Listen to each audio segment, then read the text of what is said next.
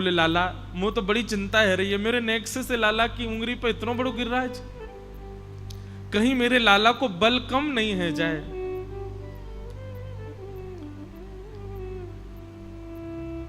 यशोदा मैया बड़ी चिंतित बैठी है उस समय। तब एक दाई ने आकर के यशोदा मैया से कही, मैया तुम चिंता क्यों कर रही हो? तुम्हारे लाला को जब नामकरण संस्कार भयो तो गर्गाचार्य जी महाराज ने एक बात कही, कहा कि मैया तुम्हारो लाला नारायण समो गुणई, नारायण के समान गुण वारो है, और ठीक आपके लाला की जैसी जन्मपत्री है वैसी जन्मपत्री हमारी बरसाने की श्री वृषभानु नंदिनी की है। ये दोनों ही नारायण के समान गुणवारे हैं।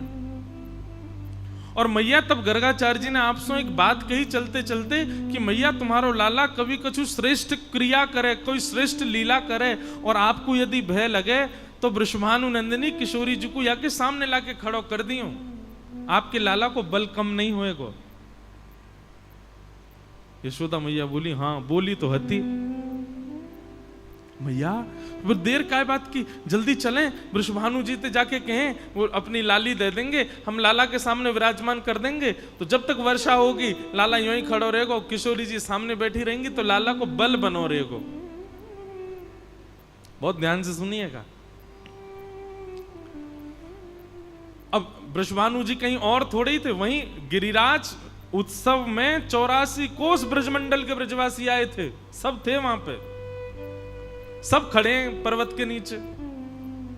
21 किलोमीटर की चौड़ाई है, कईयों को तो ठाकुर जी दिखाई भी नहीं दे रहे, बस सबको ये पता है गिरिराज जी धारण कर लिए, लाला दिख कोई ना रहो, इतनी भीड़ है। यशोदा मैया दौड़ रही हैं, ढूंढ रही हैं, अरे वृषभानु जी को देखो, अरे बरसाने के हमारे श्री वृषभानु जी को कोई ने देखो। ढूंढती ढूंढती मैया पहुंची, वृषभानु जी मिले।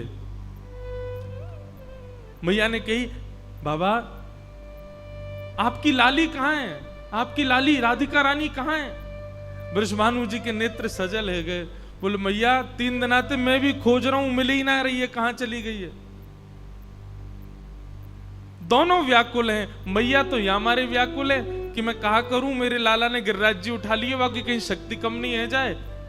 वृषभानु जी या हमारे व्याकुल हैं कि लाली मिलना ही रही है। ढूंढते ढूंढते 4 दिन निकल गए, किशोरी जी नहीं मिली। और जाएंगी कहां भाई? सब ब्रजवासी यही हैं, सब गिरिराज के नीचे ही हैं, होंगी तो यही होंगी, लेकिन दिख ही नहीं रही। यशोदा मैया बैठे बैठे बड़ी चिंता कर रही है। तभी मैया के मन में भाव आयो, लाला एक शिला के ऊपर खड़े हैं गिरिराज जी धारण करके, वह शिला के पीछे तो जाके देखूं। और जैसे यशोदा मैया ने वह शिला के पीछे जाकर के देखी, तो वह शिला के पीछे सुख आसन में अपनो मेरुदंड सीधो करके, मेरुदंड सीधा मतलब बिल्कुल सीधी कमर करके सुख आसन में, और एक अपलक नेत्रों से किशोरी जी गिरिराज जी को देख रही हैं। अपलक नेत्र माने पलक नहीं झपक रही हैं, बस एक टक गिरिराज जी को देख रही हैं, और किशोरी जी के नेत्रों से निकलने वाले वेग पर ही श्री गिरिराज जी टिके हुए हैं आकाश में। समझ में आई बात? नहीं आई। ये 4 दिन आते लाला तो केवल नाटक कर रहा हूं, उंगली लगा खड़ो है। वास्तव में गिरिराज जी तो हमारी श्यामाजू ने उठाए, गिरिराज जी तो हमारी किशोरी जी ने उठा रखे हैं। किशोरी जी के बल पर ठाकुर जी ने गिरिराज जी उठाए। और वही दर्शन पंढरपुर में होता है। पंडरीनाथ भगवान खड़े हैं, और ठीक पंडरीनाथ भगवान के पीछे हमारी किशोरी जी खड़ी। मानो ये बल दिखता ठाकुर जी का है, पर वास्तव में बल हमारी किशोरी जी का है, बल हमारी श्यामाजू का है। किशोरी जी का भाव मैं सब जगह बोल नहीं पाता मतलब निकलता ही नहीं है, सब जगह नहीं आता, क्योंकि सब जगह अनधिकारी ज्यादा हैं। किशोरी जी के भाव को और कोई समझ नहीं पाता। पर पता नहीं आज एकादशी है और रास पंचाध्यायी है कथा में, तो अचानक ही ऐसा भाव आ रहा है कि श्री किशोरी जी कृपा कर रही हैं। और फिर वो मैं रोज किशोरी ठाकुर जी के दर्शन को जाता हूँ, कथा के बाद ठाकुर जी को देख लेता हूँ, रुक्मणी जी को देख लेता हूँ, सत्यभामा, जैसे ही किशोरी जी को देखता हूँ तो मेरे अपने आप हाथ ऐसे चले जाते। मैंने बताओ आप भी ऐसी खड़ी हो यहाँ पे, किशोरी जी भी ऐसी खड़ी हैं, श्री राधा रानी भी ऐसी खड़ी हैं। मानो अपने प्रियतम को बल बढ़ा रहे हैं। नहीं तो विश्व में जितने भी मंदिर वृंदावन से इतर ठाकुर जी के हैं, स्वयंभू मंदिर, वहां पर किशोरी जी लाई गई होंगी, पर उनका वहां पर विराजमान होना कोई मूल रूप से नहीं होगा। मूल रूप से श्री राधा रानी और कहीं नहीं विराजती, केवल वृंदावन में, लेकिन पंढरपुर में विराज रही हैं। तो ये सारी बातें एक से एक कनेक्ट होती चली गई कि भाई पंढरपुर वृंदावन है, यमुना जी श्री चंद्रभागा है, गोपालपुर गोवर्धन है, और ये तीनों के लिए ही किशोरी जी कहती हैं जहां ये तीन होंगे वहीं मैं जाऊंगी। तो इसका मतलब पंढरपुर में सब लीला हुई, सब भाव हुए, निश्चित रास भी हुआ होगा, ठाकुर जी ने रास भी किया होगा पंढरपुर में। बंधुओं एक बात बताएं, नारी का सम्मान कैसे हो, गृहिणी का सम्मान कैसे हो, पत्नी का सम्मान कैसे हो, प्रियसी का सम्मान कैसे हो, ये श्री कृष्ण से सीखो। मैंने कहा ना एक दिन कथा में, हर चीज में अगर आपको इन्फ्लुएंस कोई कर सकता है तो वो श्री कृष्ण कर सकते हैं।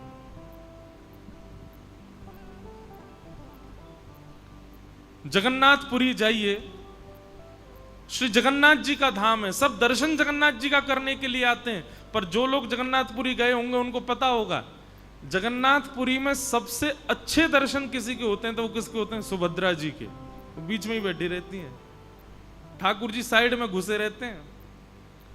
जगन्नाथ भगवान अगर अंदर के दर्शन ना खुले हों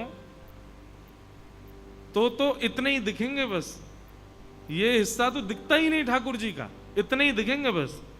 यहां बलराम जी ज्यादा से ज्यादा इतने दिख जाएंगे, थोड़े और ज्यादा दिख जाते हैं ठाकुर जी से, पर सुभद्रा जी पूरी दिखती हैं। पूरा धाम ठाकुर जी का, पूरा मंदिर ठाकुर जी का, सब कुछ ठाकुर जी का, पर आगे रखते हैं किसको? अपनी बहन को। बहन का सम्मान करना सीखो ठाकुर जी से, पत्नी का सम्मान करना सीखो ठाकुर जी से। यहां पर रुक्मणी जी की कितनी पूंछ है, द्वारिका में जाओ वहां पर रुक्मणी जी का कितना भाव है। केवल द्वारिकाधीश के दर्शन किए, केवल पंढरीनाथ के दर्शन किए और रुक्मणी जी के दर्शन नहीं किए तो सारा फल नष्ट हो जाएगा मंदिर से निकलते ही।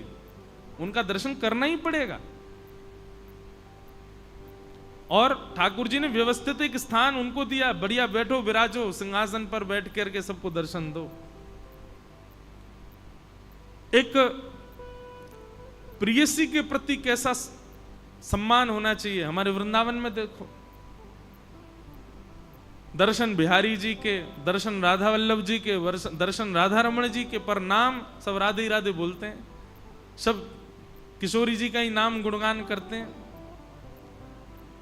पूरे वृंदावन में किशोरी जी का नाम ही गाया जाता है।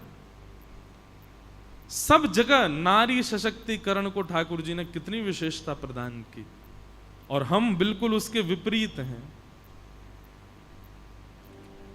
हम लोग अपने आप को श्री पंढरीनाथ भगवान का भक्त कहते हैं, श्री कृष्ण का दास कहते हैं, श्री ठाकुर जी का सेवक कहते हैं। उन जैसा एक भी लक्षण है हमारे अंदर?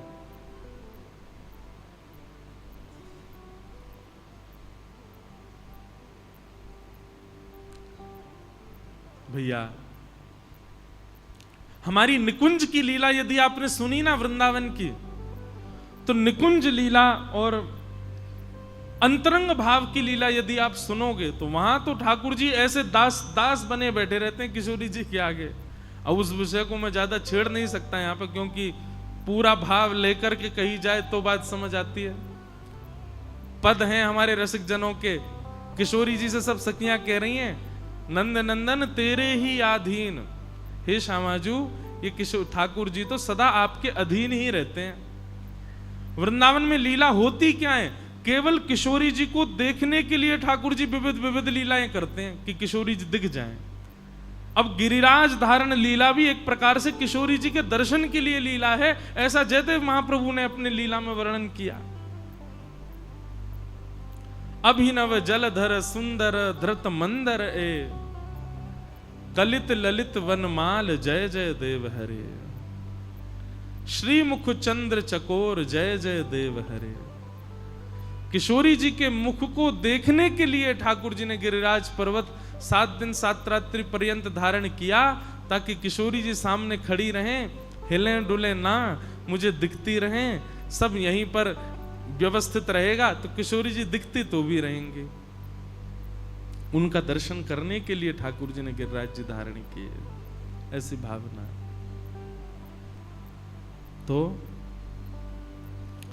निश्चित ही पंढरपुर में किशोरी जी का कुछ तो भाव है,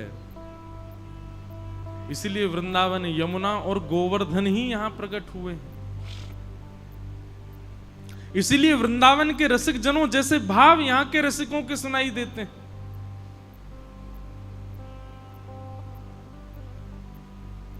ऐसे पंढरपुर धाम को बारंबार प्रणाम।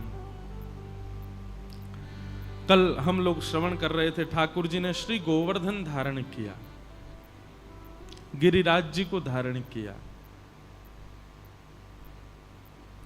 7 दिन 7 रात्रि पर्यंत ठाकुर जी अपनी कन्नी उंगली पर धारण करके खड़े रहे। इसका भाव क्या है?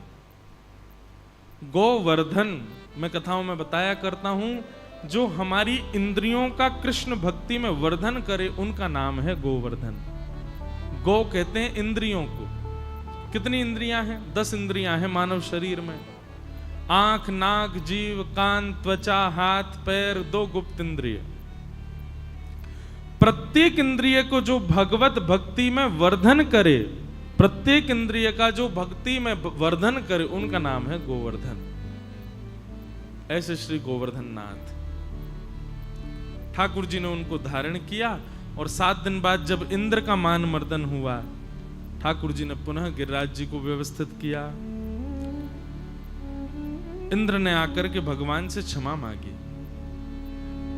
कि पिता गुरुस्तम जगतामधीशो, दुरत्ययः काल उपात्त दंड, हिताय स्वेच्छा तनुभी समीहसे, मानम विधुन्वन जगदीश मानिना।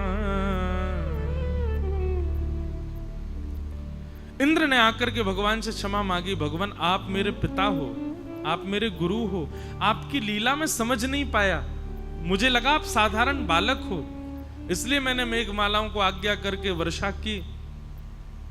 ठाकुर जी बोले, इंद्र तुम्हारे चित्त में मेरे प्रति बाल भाव नहीं आया था, मैंने जानबूझ करके प्रकट किया था, क्योंकि मुझे चाहिए था कि सब ब्रजवासी मेरे समीप आ जाएं, सब मेरे सन्निकट आ जाएं। ठाकुर जी को बहुत प्रिय लगता है जब सब वैष्णव जन उनको घेर के खड़े होते हैं। मुझे सुबह सत्र में 11 से 12 जब मिलता हूं सबसे, पंढरपुर के बहुत लोग आते हैं मिलने, यहां पर भी बैठे हैं।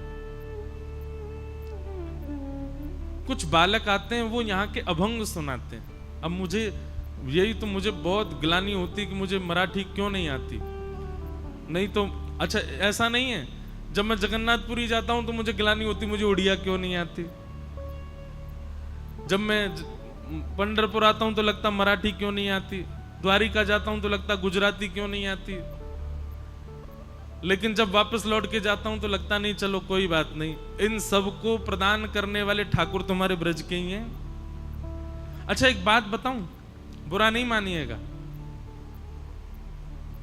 हमारे ठाकुर जी उड़ीसा भी गए, हमारे ठाकुर जी गुजरात भी गए, हमारे ठाकुर जी महाराष्ट्र भी गए, पर पता नहीं क्यों ऐसा लगता है ठाकुर जी भी टूटी फूटी मराठी बोलते होंगे, वो भी टूटी फूटी उड़िया बोलते होंगे, उनको भी गुजराती ज्यादा नहीं आती होगी, क्योंकि है तो ब्रजवासी, ब्रजभाषा ही बोलते होंगे। और भैया सब बातन की एक बात, आप मराठी में अभंग सुनाओ, ठाकुर जी आनंदित हो जाएंगे। आप उड़िया में कीर्तन सुनाओ जगन्नाथ भगवान को, जगन्नाथ भगवान खुश हो जाएंगे। आप गुजराती में भजन सुनाओ, द्वारिकाधीश नृत्य करने लगेंगे। लेकिन जब ब्रजवासी जाके नेक ब्रजभाषा बोल दे ना, तो ठाकुर जी तो वाकू हृदय से ही लगा ले, हाँ मेरे घर को आगो, मेरे मेरे मेरे गांव को आगो भैया। अब यहाँ लोग अधिक मारवाड़ी सब बैठे हैं। आप लोग तांदूर में रहते हैं, कई लोग हैदराबाद में रहते हैं, कई लोग महाराष्ट्र में रहते हैं। तांदूर में कौन सी भाषा बोलते हैं? तेलुगु है, तेलुगु, मराठी और जो भी आपके यहाँ बोल। पर निश्चित ही कोई आपको आकर के और जो है मारवाड़ी बोले तो खुशी होती है ना, कितने खुश हो जाते हो। कोई राजस्थान का आ जाए मारवाड़ी बोल दे, हृदय प्रसन्न हो जाता होगा। हम इतनी दुनिया में जाते हैं, हमसे कोई आकर के एक बार ब्रजभाषा बोल दे तो महाराज आनंद आ जाता है। ऐसे ही हम तो जब जाते हैं तो श्री ठाकुर जी एक आध बात तो कुछ ना कुछ ब्रजभाषा में बोले ही देते हैं। श्री पंडरीनाथ भगवान प्रसन्न हो जाते होंगे, आनंदित हो जाते होंगे, आहा मेरे ब्रज को आयो, मेरे गांव को आयो कोई। तो सुबह मराठी अभंग सुनाते हमको आके, उसमें एक अभंग सुनाया, मुझे याद तो हुआ नहीं, पर उसमें ठाकुर जी सबसे कहते हैं कि आषाढ़ी एकादशी आएगी, आप सब लोग मुझे भूल मत जाना, जरूर आना। सब कीर्तनकारों से ठाकुर जी बोलते हैं, आप लोग वारी ले ले करके पंढरपुर आना, और यहां आकर के मेरे सामने जब आप लोग कीर्तन करोगे, नाचोगे, तो मुझे बहुत अच्छा लगता है। श्री पंडरीनाथ भगवान गा रहे हैं। उसके बाद आप लोग सब यहां पर नृत्य करोगे, आनंद करोगे। फिर गोपाल काला, मतलब उत्सव की विश्रांति होती गोपाल काला में। बोले जब आप वहां बैठ करके सब प्रसाद पाते हो गोपाल काला करके, फिर जब वापस जाते हो तब मुझे बहुत पीड़ा होती है। श्री ठाकुर जी कहते हैं मैं सबका कल्याण करने के लिए यहां खड़ा हूं, पर मुझे सुख तब मिलता है जब मेरे वैष्णव मेरे सामने आ जाते हैं और मेरे सामने आकर के नाचते हैं, गाते हैं, कीर्तन करते हैं, मुझे बहुत अच्छा लगता है। पर आप सब लोग जब मुझे छोड़ करके वापस अपने अपने घर जाते हो तो मुझे बहुत पीड़ा होती है। मेरे मन में ये भाव आता है कि आप लोग मत जाओ, यहीं रुक जाओ, मेरे पास ही रहो। ऐसा अभंग सुना रहे थे सुबह। मैंने कहा जा तो कल हम भी रहे हैं। हमारे जाने से ठाकुर जी को पीड़ा हो तो हम तो यही कह के जाएंगे, अगर नाथ आपको किंचित भी पीड़ा हो, वैसे तो पीड़ा हो नहीं, किंचित भी हमारी याद आए तो जल्दी से फिर से एक कथा करवा लो पंढरपुर में, जल्दी आवे।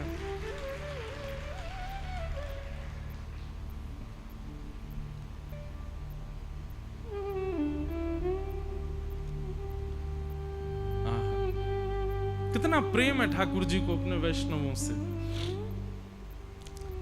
मुझे नाम भी याद नहीं होते यहाँ के भक्तों के। एक भक्त का चरित्र सुनाया, वो तो इतने प्रिय श्री ठाकुर जी को, पूरे विश्व से संत जन यहाँ आते हैं आषाढ़ी एकादशी पर यहाँ की एकादशी का उत्सव पूर्ण होने के बाद ठाकुर जी उनसे मिलने के लिए उनके गांव जाते हैं। उनके गांव जाकर के उनसे मिलते हैं, 10 दिन वहीं रहते हैं ठाकुर जी, उनसे मिलकर के आते हैं। कितना प्रेम करते हैं अपने वैष्णवों से। लक्ष्मी जी तक को त्याग देते हैं कई बार ठाकुर जी, अपने कुल परिवार के भावों को, कई श्रेष्ठ जनों का त्याग कर देते हैं, पर अपने वैष्णवों का त्याग नहीं करते ठाकुर जी, सदैव उनके पास रहते हैं। तो ठाकुर जी को बहुत प्रिय लगता है जब बहुत सारे वैष्णव उनके दर्शन के लिए आते हैं, उनके पास आते हैं, उनसे मिलने के लिए आते हैं। भगवान ने इंद्र से यही बात कही कि इंद्र, तुम्हारी करनी से मुझे क्रोध इसलिए नहीं आया क्योंकि तुम्हारी करनी में सब मेरे पास आ गए, मेरे समीप आ गए। मैंने गिरिराज जी उठाए, सब ने मुझे घेर लिया, यही मेरा सुख है। और बंधुओं, गिरिराज जी तो ऐसे ठाकुर जी हैं, पूरी दुनिया के ठाकुर जी गुलाब की माला पहने, कन्नेर की माला पहने, कौस्तुभ मणि पहने, सब पहने, पर हमारे गिरिराज बाबा तो भक्तन की माला पहने। चारों ओर भक्त विचरण करते रहते हैं, बीच में गिरिराज जी बैठे रहते हैं। अच्छा एक बात, इतनो बड़ो ठाकुर पूरी दुनिया में कोई 21 किलोमीटर को ठाकुर है हमारो, कितनो लंबो चौड़ो ठाकुर है, कितनो विशाल ठाकुर है। और एकमात्र गिरिराज जी ऐसे हैं, पर्वत की पूजा तो पूरी दुनिया में होती है, पर तलहटी की पूजा हमारे गिरिराज जी की होती है। तलहटी मतलब गिरिराज जी के पर्वत के आसपास के क्षेत्र को तलहटी कहते हैं। ऐसे हमारे श्री गोवर्धन नाथ, भगवान ने इंद्र के ऊपर कृपा की, इंद्र प्रणाम करके वहां से चले गए। आगे गायों ने भगवान का नामकरण किया और भगवान का नाम गोविंद रखा। ऐसा संतजन कहते हैं कि जो वयोवृद्ध हो गए हैं, अब उन लोगों को नाम जप में गोविंद जपना चाहिए। गोविंद गोविंद गोविंद गोविंद। छोटे बालकों को कृष्ण, मुरारी, केशव, मधुसूदन, मनमोहन आदि आदि ठाकुर जी के नाम हैं, पर गोविंद नाम जो है, ये जो वृद्ध हो गए हैं, अब उनकी अवस्था इतनी नहीं है, वो गोविंद कहकर के बुलाएं ठाकुर जी को, ऐसा संत जनों का भाव है। तो गैयाओं ने भगवान का नाम गोविंद रखा। गोविंद का मतलब यह कि दांत चले भी गए, अनकॉन्शियस हो भी जाओगे, शरीर शिथिल भी हो जाएगा, तो भी गोविंद बोलने में आपको ज्यादा श्रमित होने की आवश्यकता नहीं होगी। गोविंद आप स्पष्ट बोल सकते हो। पीछे का दकार जो है भले ही ना बोले, गोविंद भी भूल जाए तो भी ठाकुर जी। वैसे तो भैया भाव कुभाव अनख आलसहु नाम जपत मंगल दिस, कैसे भी जपो, ठाकुर जी का नाम मुख से आना चाहिए बस। भगवान का नाम गोविंद रखा गया। एकादशी व्रत की कथा बताई गई, एकादशी व्रत का नियम बताया गया। एकादशी के दिन अन्न में पाप का निवास होता है। सबको पृथ्वी पर आने का एक समय है। जैसे संध्या का समय जो है वो महादेव का, इसलिए कहते हैं कि संध्या के समय पर भोजन नहीं करना चाहिए, संध्या के समय पर सोना नहीं चाहिए, संध्या के समय पर गलत काम नहीं करना चाहिए, संध्या के समय केवल एक ही काम करो, क्या भजन करो, क्यों महादेव विचरण कर रहे हैं। प्रातःकाल समय ब्रह्म मुहूर्त विष्णु भगवान का होता है, इसलिए उस समय भी कहते हैं कि जग करके विष्णु भगवान को प्रणाम करना चाहिए। मध्याह्न समय जो है वो ब्रह्मा जी का होता है, संध्या समय जो है महादेव का होता है। बाकी आप ज्योतिष शास्त्र और उसके अनुसार देखेंगे तो हर नक्षत्र का एक समय है पृथ्वी पर आगमन का। एक दिन पाप ने भगवान से कहा कि मुझे भी पृथ्वी पर स्थान दे दो। बोले तुम तो हो ही पृथ्वी पर, कितने कामों में तुम्हारा निवास है। बोले नहीं, आपके द्वारा व्यवस्थित एक ऐसी भाव हो जिसमें कभी कभी वैष्णवों को भी मेरा प्रकोप देखना पड़े, ऐसा कोई मुझे भी स्थान प्रदान कीजिए। भगवान बोले देखो वैष्णवों को कभी पाप लगेगा नहीं, लेकिन फिर भी तुम्हारी ज्यादा इच्छा है कि हम तुमको कोई स्थान प्रदान करें।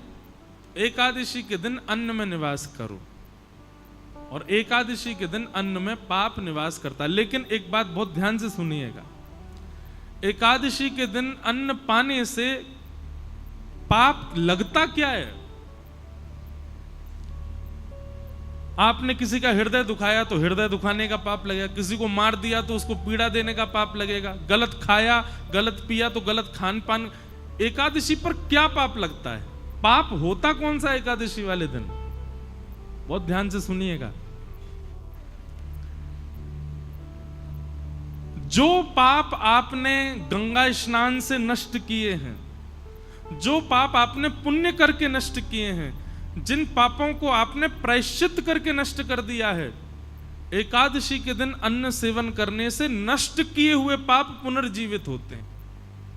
इसलिए उस दिन अन्न नहीं सेवन करना चाहिए। नया नहीं लगेगा, पुराना जो खत्म हुआ है वो दोबारा रिन्यू हो जाएगा एकादशी के दिन अन्न सेवन करने से। तो एकादशी न्यू पाप नहीं लगाती, रिन्यू करती है पुराने पापों को। इसलिए उस दिन अन्न सेवन नहीं करना चाहिए।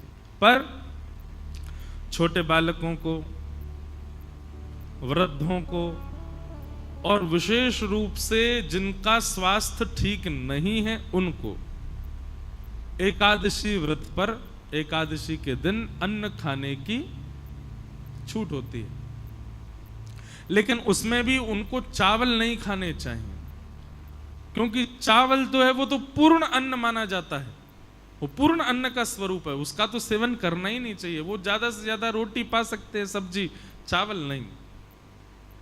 ये तो था एक भाव कि एकादशी के दिन अन्न क्यों नहीं खाते, पर एक भाव मैं अपने मन से बताया करता हूं।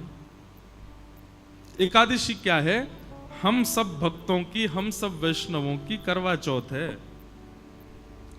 जैसे एक प्रियतमा अपने प्रियतम के दीर्घायु के लिए व्रत करती है। अब दीर्घायु है कि नहीं वो बात एक अलग है, पर एक बात निश्चित है कि हमने ऐसा देखा अपने घरों में भी, आप सब भी देखते हो कि करवा चौथ वाले दिन माताएं जब व्रत करती हैं तो उस दिन प्रियतम का प्रियतमा के प्रति, प्रियतमा का प्रियतम के प्रति कुछ क्षण ही सही प्रेम बढ़ता है, प्रेम उद्दीपन होता है।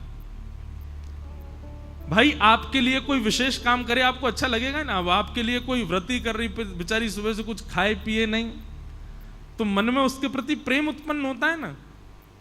ठीक वैसे ही हम वैष्णव जब अन्न सेवन नहीं करते, हम वैष्णव जब भूखे रहते हैं, हम वैष्णव जब केवल हरिनाम संकीर्तन करते हैं और बड़े प्रेम से, निष्ठा से, आनंद पूर्वक जब अन्न सेवन नहीं करते हैं, तो निश्चित है बाकी दिन आप ठाकुर जी को याद करते होंगे, पर एकादशी के दिन ठाकुर जी आपको याद करते हैं, आपका स्मरण करते हैं। इस भाव से एकादशी करनी चाहिए,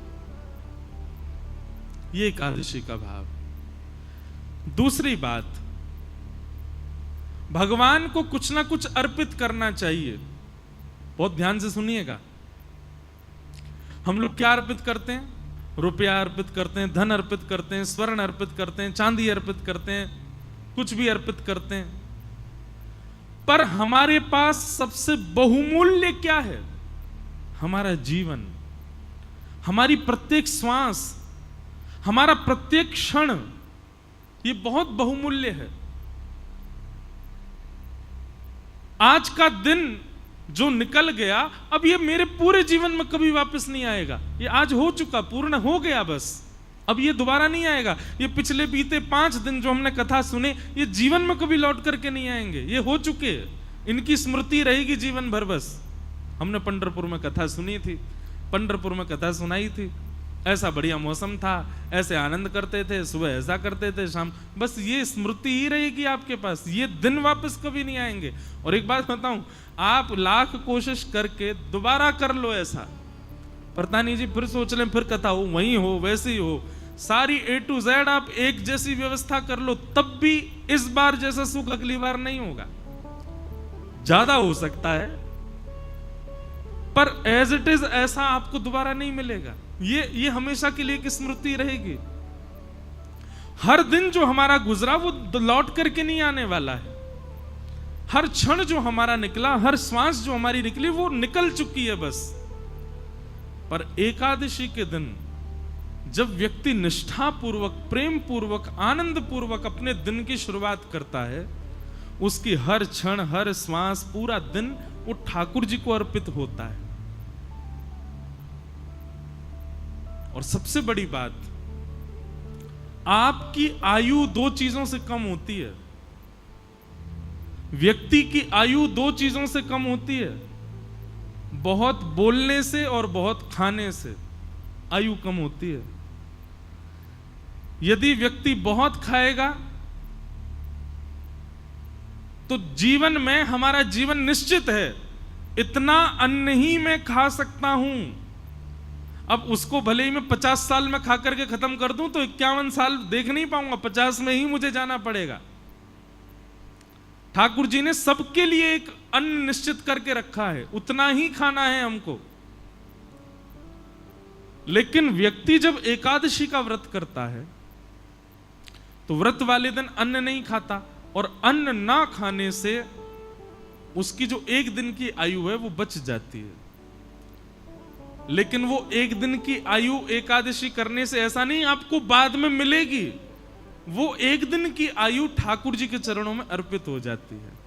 व्यक्ति ने अपना एक दिन प्रदान कर दिया ठाकुर जी को। नाथ, मेरी प्राण सबसे बहुमूल्य, मेरी आयु बहुत बहुमूल्य है, मैं अपनी आयु एक दिन की ही कर, अब इससे ज्यादा तो क्या करूं, मां कलयुगी पापी जीव हूं मैं, पूरी तो दे ही नहीं पा रहा, कम से कम महीना में ये 2 बार की एकादशी की 2 दिन की आयु आपको प्रदान कर रहा हूं। ठाकुर जी को चाहिए नहीं, पर प्रियतम को प्रसन्न करने के लिए कुछ तो बहुमूल्य दें, तो हम अपनी आयु ठाकुर जी को अर्पित करते हैं कि नाथ ये आयु आपके। अच्छा, आयु ठाकुर जी को देते हैं मतलब अपना एक दिन पूरा हम ठाकुर जी को दे चुके हैं। हमारे जीवन में 365 दिन है, हर दिन हम किसी ना किसी को दे रखे हैं। विशेष रूप से किसको दे रखा है? 2 लोगों को, एक तो लक्ष्मी को, दूसरा अन्न को। इन दोनों को हम हर दिन देते हैं, अन्न को भी हर दिन देते हैं, लक्ष्मी को भी हर दिन देते हैं। लेकिन ये एकादशी के दिन जब आप व्रत करते हो तो पूरा दिन ठाकुर जी को अर्पित हो जाता है, ठाकुर जी को दे दिया जाता है। एक प्रकार का महादान भी है एकादशी का व्रत करना। वैष्णवों के अंदर 3 निष्ठा होनी चाहिए। पहली नाम जप निष्ठा, दूसरी एकादशी निष्ठा, और तीसरी तुलसी माला पहनने की निष्ठा, तुलसी निष्ठा। अगर आप 3 निष्ठाओं में निष्पन्न हो तो आप वैष्णव हो। तो इस प्रकार से एकादशी व्रत का महात्म और महत्व बतलाया गया। व्यक्ति की सामर्थ्य हो तो उसको निश्चित ही एकादशी करनी चाहिए। और मैं बार बार एक ही बात कह रहा हूं, प्रसन्नता पूर्वक गौरव करके और बहुत एक्साइटमेंट में एकादशी का व्रत किया करो।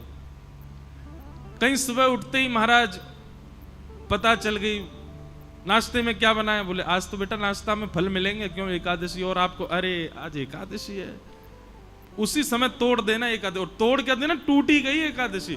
जैसे ही आपकी निष्ठा विफल हुई एकादशी टूट जाती है। लोग सोचते हैं नमक खाने से, जे खाने से एकादशी टूटती है। नहीं, आप जैसे ही अश्रद्धा रखते हैं, 1% भी अश्रद्धा होती है, उसी समय आपकी एकादशी टूट जाती है, आपका व्रत टूट जाता है। दूसरी बात, व्रत कब टूटता है? अब आप अन्न ना खाने को तो इतनी प्रायोरिटी दे रहे हो, नहीं नहीं नहीं अन्न नहीं खाना है, आज तो एकादशी जे, और वैसे बेचारे किसी का हृदय दुखा रहे हो, किसी को गालियों पे गालियां दिए जा रहे हो, किसी का हक मार रहे हो, किसी के साथ में बुरा कर रहे हो। क्षमा करो, ऐसी एकादशी बिल्कुल मत रखो। एकादशी को भी रहता होगा कि भाई ऐसे व्यक्ति के पास मैं रहूं क्यों जो इतना बुरा करे। मतलब एक दिन तो आप कम से कम, जैसे हॉलीडे होता है ना, छुट्टी होती है, एकादशी के दिन अपने अवगुणों को छुट्टी रखा करो। आज चाहे कोई कुछ कर ले, पत्नी कितना भी चले, मैं क्रोध ही नहीं करूंगा। बच्चे चाहे कुछ भी कर ले, आज क्रोध नहीं करना, आज क्रोध की छुट्टी है। पता चला पूरा परिवार इंतजार कर रहा है एकादशी कब आएगी, उस दिन क्रोध तो करेंगे नहीं। अच्छा देखो कितना अच्छा व्रत। मैं तो कहता हूं कथा में कि एकादशी पर केवल अन्न छोड़ने वाला नियम नहीं, 2-4 नियम और करो। जैसे पूरे दिन मुस्कुराहट रखो मुख पर, चाहे कुछ हो जाए आप प्रसन्न ही रहो। कितना अच्छा, ऐसी एकादशी करो। व्रत है, बोले काय बात करो, तो प्रसन्न रहने का व्रत है। आज प्रसन्न ही रहूंगा मैं। बच्चे बेचारे उधम मचा रहे हैं और आप मुस्कुरा करके देख रहे हो। उसने गिलास तोड़ दिया, आप खुश हो। द्वादशी आने दे बेटा, तुझे देखता हूं मैं, रुक जा, आज कर ले तेरा जो मन है, बहुत बढ़िया, आनंद करो। ऐसा नहीं, एक भाव है, प्रसन्न रहो। एकादशी का मतलब है अवकाश। तो अवकाश केवल अन्न को ही क्यों दिया जा रहा है? उन सब चीजों को दो जिससे आप संसार में एग्जिस्ट करते हो। और मैं तो भाई खुलेआम कहता हूं, आज की डेट में अन्न छोड़ना कोई बड़ी बात नहीं है। बच्चे, आजकल के बच्चे 2-2 बजे तक तो वैसे ही भोजन नहीं करते, आधा एकादशी तो उनकी रोज ही होती है।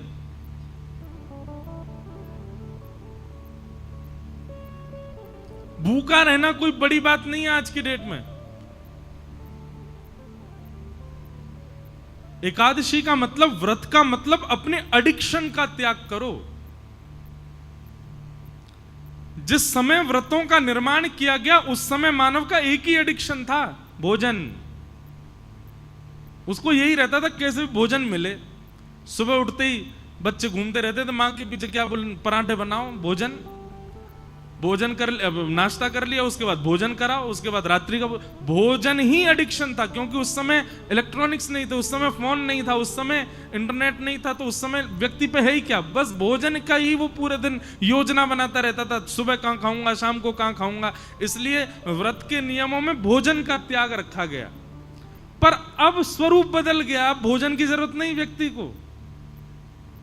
अब तो इसकी एकादशी करो। मैं तो नहीं करता, पर मैं अगर बदलाव करना चाहूं अपनी एकादशी में, तो मेरे को 2 नियम करने का बहुत मन होता है। वैसे तो बताना नहीं चाहिए, करूं तब बताऊं, लेकिन फिर भी बता देता हूं। किसी को मुझसे पहले लग रहा हो तो आज पंढरपुर में ही नियम लेके चले जाओ।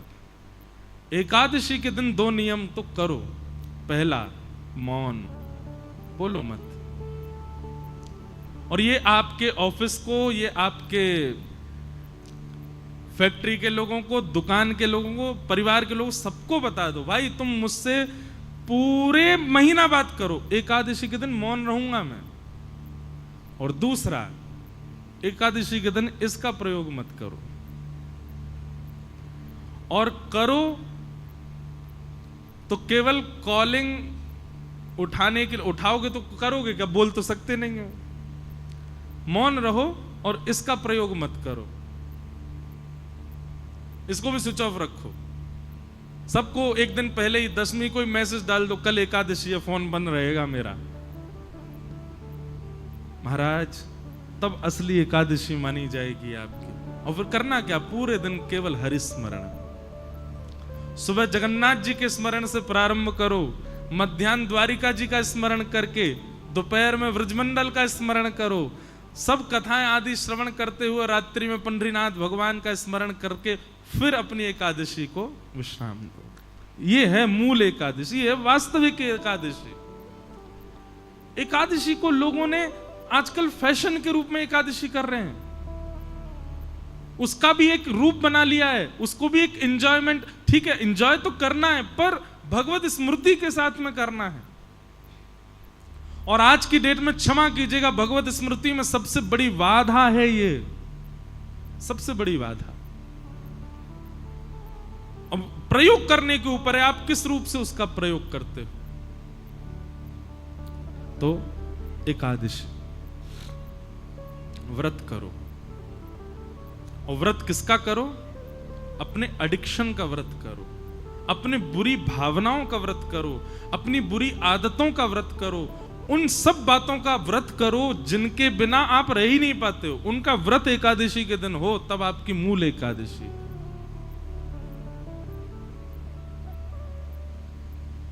और अंतिम बात, एकादशी व्रत में इतनी सामर्थ्य है कि यदि निष्ठा से कोई व्यक्ति एकादशी व्रत पालन करे, तो एकादशी व्रत के प्रभाव स्वरूप एकादशी के ही दिन भगवत धाम परायण होगा उसका। वो पृथ्वी से एकादशी को ही जाएगा। और ये मैंने अपने आंखों से देखा, अनुभव किया है। बड़े बड़े भजनानंदी, बड़े बड़े वैष्णवों की आप तिथियां देखो, वो एकादशी को ही जाते हैं।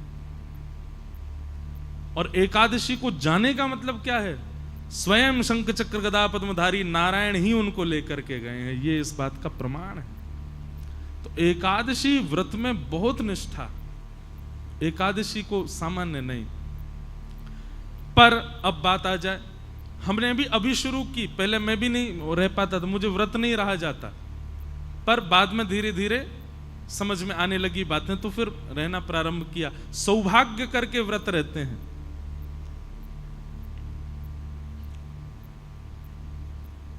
लेकिन अब कई जगह एकादशी निषेध है, जैसे जगन्नाथपुरी में, वहां एकादशी नहीं होती। जैसे हमारे श्री वृंदावन के राधा वल्लभ जी मंदिर में वहां एकादशी का भाव नहीं, जैसे वृंदावन के बिहारी जी में, वृंदावन बिहारी लाल जी में भी एकादशी नहीं होती। हरिदासी परंपरा, हरिवंशी परंपराओं में एकादशी का भाव नहीं। लेकिन वही बात आ गई ना, एकादशी के दिन वहां पर अन्न सेवन का विधान है, पर आपका व्रत तो अब अन्न है ही नहीं ना, आपके तो दूसरे व्रत चल रहे हैं। आपको तो फोन का व्रत करना है, आपको तो मौन का व्रत करना है। तो कहीं आपने जगन्नाथपुरी जाकर के ये कहा यहां तो एकादशी है, यहां तो कोई दिक्कत ही नहीं है, नहीं, वहां दूसरे व्रत करने हैं, वहां अन्न का नहीं करना, अन्न तो पाना है वहां पर वहां ये दूसरे अपने बुरे विचार, अपने बुरे भाव, अपने बुरे एडिक्शन, आपकी जरूरतें, उन सब की एकादशी तो वहां कर सकते हो। अन्न का ही तो निषेध है, अन्न तो पाना पड़ेगा जगन्नाथपुरी में। पर ये चलाना कोई ऐसा तो है नहीं कि एकादशी उल्टी लटके यहां तो फोन चला ही सकते हैं, ऐसा नहीं। तो चाहे राधा वल्लभ जी मंदिर में हो, चाहे हमारे बिहारी जी हो, चाहे श्री जगन्नाथपुरी हो, या और कहीं भी जहां भी एकादशी का विधान नहीं है, वहां अन्न सेवन की आज्ञा होगी। आप अन्न वहां पा सकते हो, पर बाकी की एकादशी इंद्रियों की तो आप वहां भी कर सकते हो, और करनी ही चाहिए। नहीं करोगे तो अपराध लगेगा। अच्छा एक बात बताएं, अगर आपने ये सब बातें अभी हमसे नहीं सुनी होती कि एकादशी के दिन केवल अन्न नहीं बाकियों का भी व्रत किया जाता है, तो अभी तक आपको दोष नहीं लगता। लेकिन आज आपने सुन लिया है, अब अगर अगली एकादशी पर आपने ये व्रत नहीं किए तो दोष लगेगा। आप जानो आपका काम आप होगे। गलत आए कथा में आज तो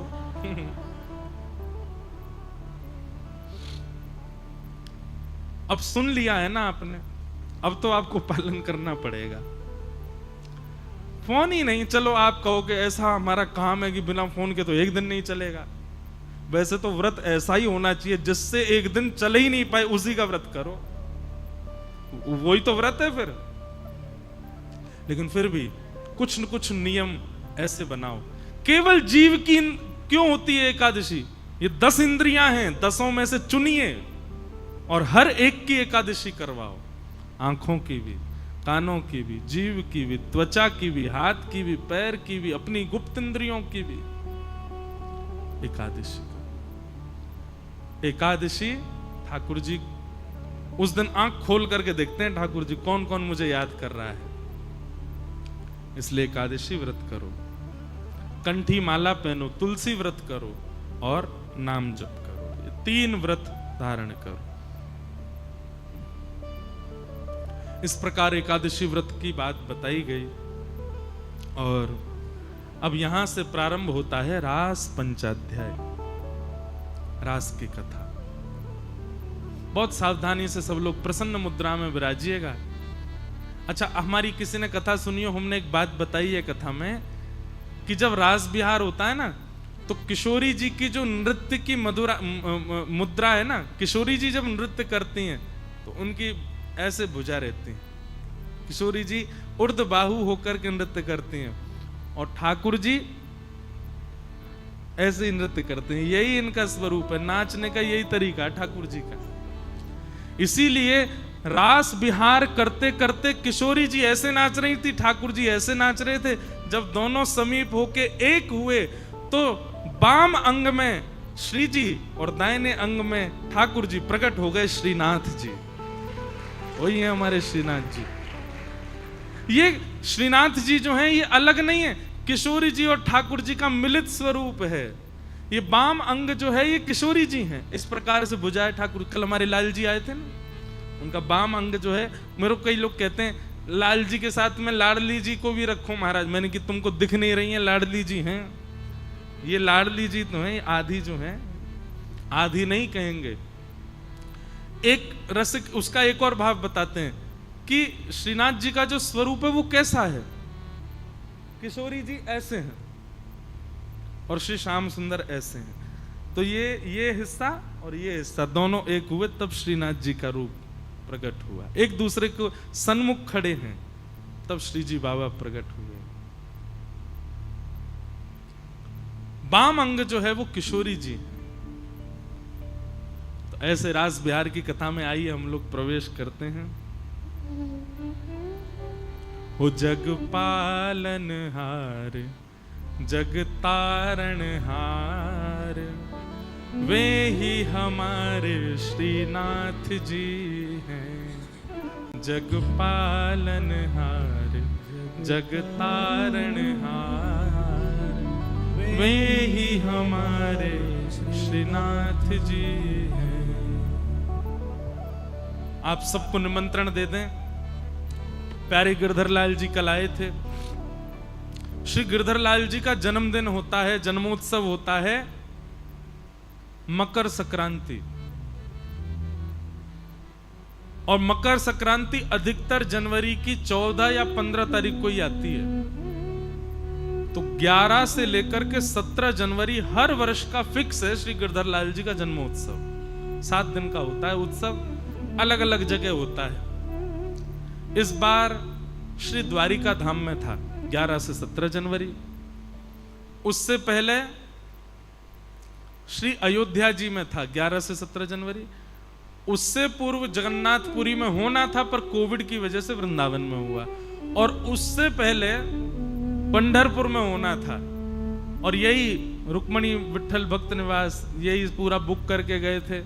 इसी के सामने एक मैदान है, वहां पर ठाकुर जी का उत्सव होना था, पर कोविड की वजह से पंढरपुर का उत्सव भी वृंदावन में ही हुआ। तो इस प्रकार ठाकुर जी के हर वर्ष उत्सव होते हैं। अगला उत्सव जो है मतलब 2025 में 11 से 17 जनवरी ठाकुर जी का, श्री गिरधरलाल जी का उत्सव है नाथ द्वार में, श्रीनाथ जी में। हमारे बहुत सारे वैष्णव जो यहाँ बैठे हैं, सबसे हमारी प्रार्थना, सब लोग जरूर श्रीनाथ द्वारा आइएगा।